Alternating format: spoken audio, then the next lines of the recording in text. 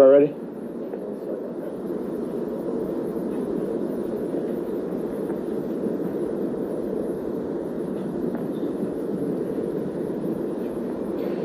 It became clear to me that Mr. Price does not know or may not know that he has a warrant out for his arrest. He did not attend the hearing.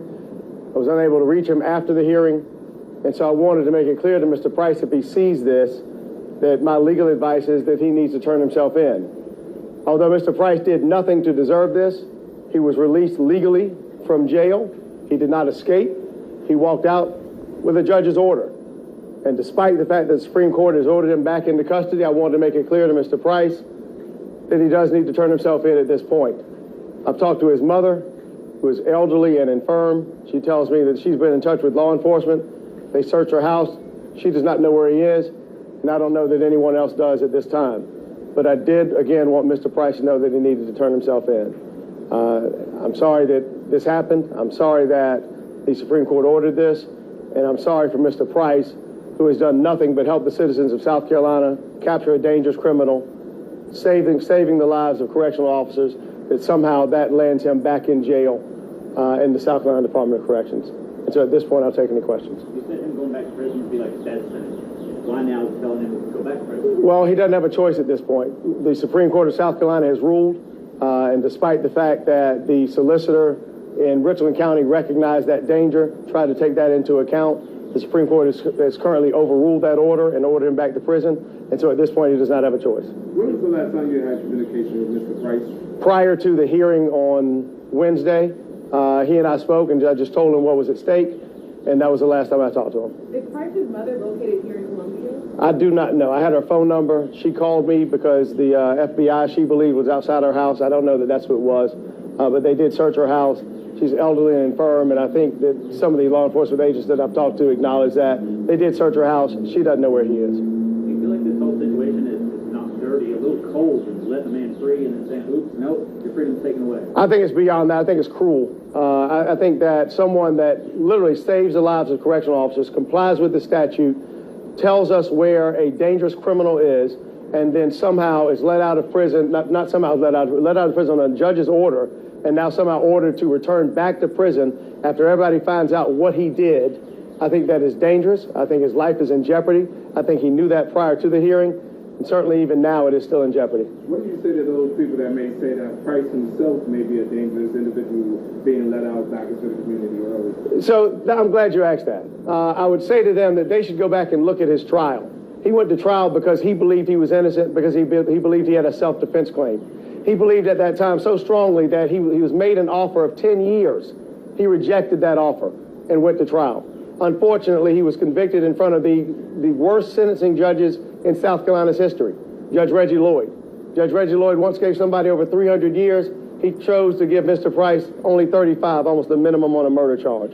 Mr. Price was in the Department of Corrections for almost 10 years before they watched a TV show and decided that he must be a gang member. He was not declared a gang member at any time prior to somebody watching a TV show and believing that he was a gang member. They have nothing, even the evidence that they tried to show at trial that he was a gang member. The Supreme Court of South Carolina later said it was based on hearsay, but it was inadmissible error. And so at that point, Mr. Price was convicted. He has served almost 20 years of his sentence, 10 more than his original offer. He is not a dangerous individual. I think there are 3 at least correctional officers that would testify that he saved their lives, and 1 inmate that had escaped was brought back into custody because of his help. So Mr. Price has done everything that a model citizen should have done while in the Department of Corrections, released on the judge's order, and now with his life being in jeopardy, is going to be placed right back in a spot where he tried so desperately to get out of. Well, Mr. Rutherford, during that Supreme Court hearing on Wednesday, some of the justices mentioned that those accounts of Price offering substantial assistance to law enforcement were not fully investigated. They were not fully investigated because the Department of Corrections did not keep proper records. And what we all know is that is not Mr. Price's fault. All he can do is get correctional officers who he knows he had interactions with, who he knows he saved their lives, and we'd ask that they come forward, and the Department of Corrections bring them forward. But that is nothing that Mr. Price can do. That is nothing that I, even as a lawyer legislator, can do. I tried to investigate. That was the best that I could find. But they have used the very same evidence that Mr. Price gave them to prosecute individuals, to help them with the capture of another dangerous individual, and now he is placed right back in the Department of Corrections, the agency that he tried desperately to help.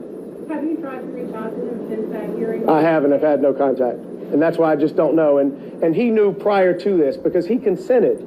Again, the reason why the world knows the cooperation that Mr. Price gave is because he gave his consent to that information being released. We signed, myself and the solicitor, gave consent to the Supreme Court that that order be unsealed so that the world could see what he did, because he wanted people to know the extent to which he had gone to save a life and to save, again, not only the life of correctional officers, but also that of Mr. Swirling, a lawyer in Columbia who was tied up at gunpoint and robbed by Jimmy Lee Causey, who had robbed a bank, who had burglarized a home, already done prison time for that, and now had escaped for the second time.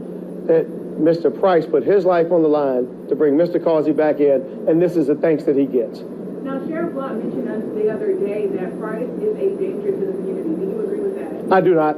Sheriff Lott knows nothing about what happens inside the Department of Corrections other than what he's told, and what I would ask Sheriff Lott to do is to talk to the correctional officers whose lives were saved. What Sheriff Lott knows is that when Mr. Price went to trial, he was 22 years old and he had no prior record.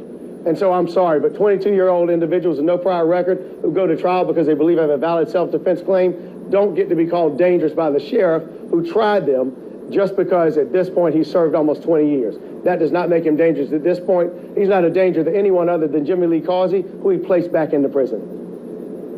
Has there been anything done to guarantee his safety if he is to turn himself back in?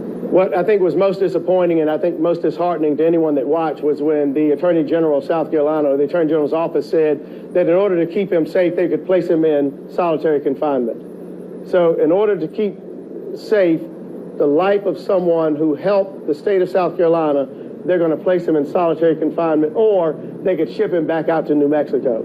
That's the best that I've heard. Both of them still equate to either a death sentence or a life looking over your shoulder at all the inmates that know that he is the one that brought back one of the most dangerous individuals in South Carolina history. By whom was he released?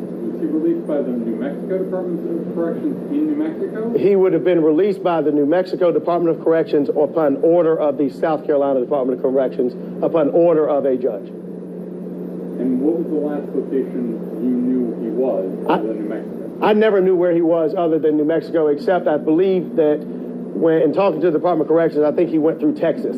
That's all that I know, and that's all I knew of his location, because, again, up until the Supreme Court ruled he was a free man, ordered free by a judge in South Carolina, using what we believe was a lawful order at the time, with the knowledge of the solicitor of Richland County. So. And that was my next question about the law itself. Somebody that's being convicted for murder with no chance for parole, is it against the law to be released early, or how does that play out? The Supreme Court heard testimony on that, and it is up to the Supreme Court when they rule what their decision would be. In following the law of this state, in following Rule 35, which is what the law of the state is based on, it is clear to me that judges can go below the mandatory minimum of this state. It has been done several other times, not just in Mr. Price's case, but I believe that follows the law of this state as stated currently by the South Carolina General Assembly. Have you had any conversations with the judge who signed the order previously, and how is he feeling about all of this? Judge Manning is retired. He had a great and storied career on the bench, and he continues to have a storied career in retirement because he's one of the greatest judges that South Carolina ever had. It is routine for judges to be overruled on appeal. I haven't seen exactly what the Supreme Court is going to say, so I don't know whether they're going to say that there was an error in the order or an error in the filing of the order, because clearly that was not done correctly.